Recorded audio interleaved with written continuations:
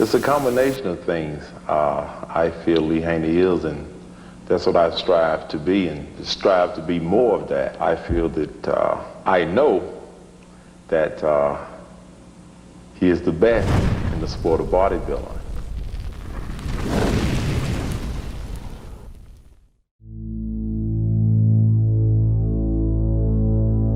My philosophy has always been train to stimulate, not annihilate. So if you hang around too long, annihilation will set in. I saw enough injuries over the years when people doing stupid stuff and ripping their bodies apart. When you look at the fact that 75% of reaching your fitness goals has to do with nutrition, 70 to 75%. The other percentage has to do with training. You just have to understand the science of how to go about doing that. And you can do it without ripping your body apart. You never heard of Arnold tearing a bicep, or pec, or quad. You never heard that from Frank Zane. You never heard that from Muhammad Makaway. You never heard that from Albert Beckers, because they train smart. They train to stimulate, not annihilate. And then you have some of these so-called gurus all over the internet now saying, well, you know, there's no such thing as overtraining. There is a such thing as overtraining. Live long enough and you will experience it. To become a professional bodybuilder and Mr. Olympia is a fantasy. And only few have been able to realize this. I love Robby, love Arnold. You know, you gotta love Arnold. He had such a tremendous impact on the sport of bodybuilding.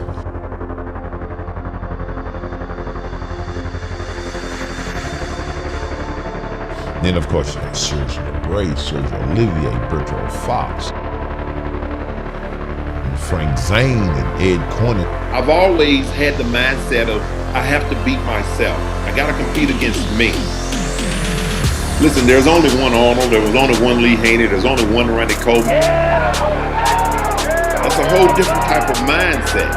People like that are born every so often. You can't make a person like that. They either have it or they don't. I didn't spend time wasting time, you know. I guess some guys would be going out clubbing and doing other things. I was in the gym.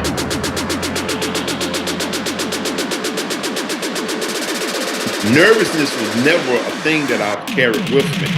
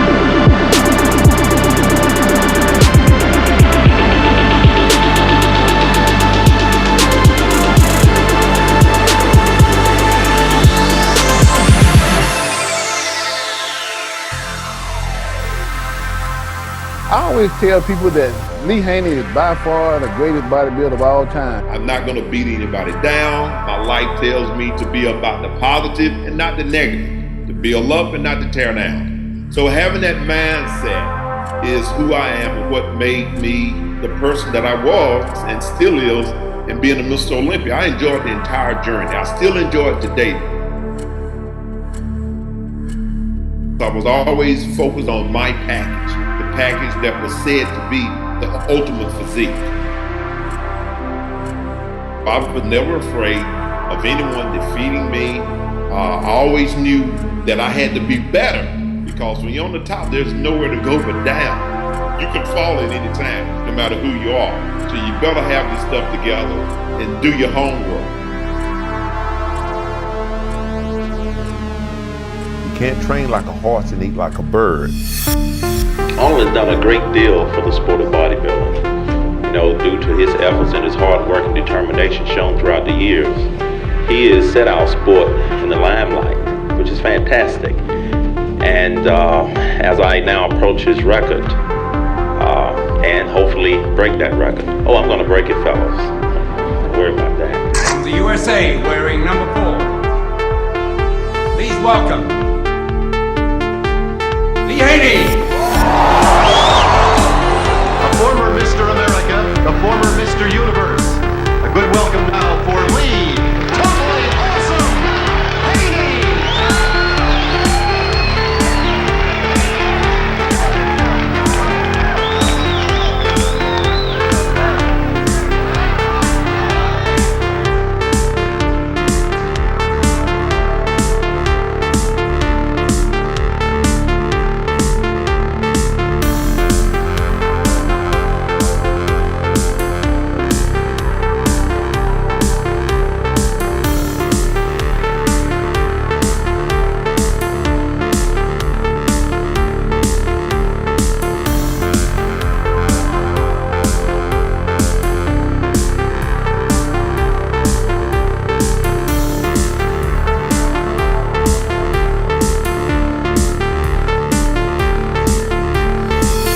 It all depends largely upon how much time you give to the goal of what you're reaching to.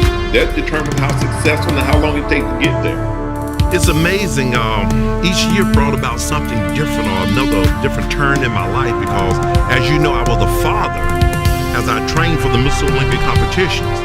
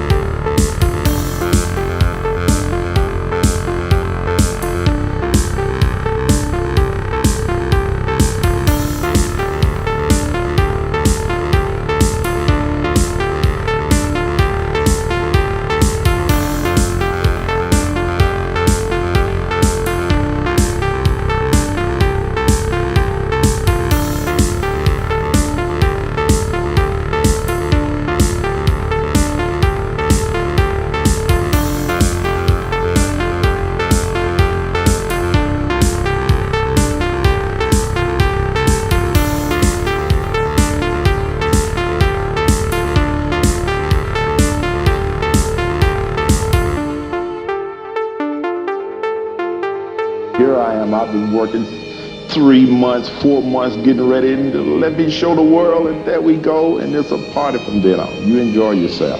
I'm ready. You're ready. When you hit that stage, you're ready. And that's what brings about that smile, that's what brings about charisma, because you've done all that you can do. Whenever you see a guy walk on stage and he's looking down, or he's wondering, or he has this questioning look upon his face, somewhere during his training he lacked. Unless he just a psychological imbalance there. That is the only way. But to be an Olympian, you can't have a psychological imbalance.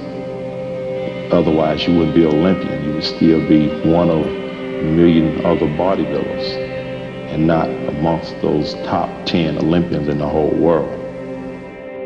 How young really should people start bodybuilding? Any views on this?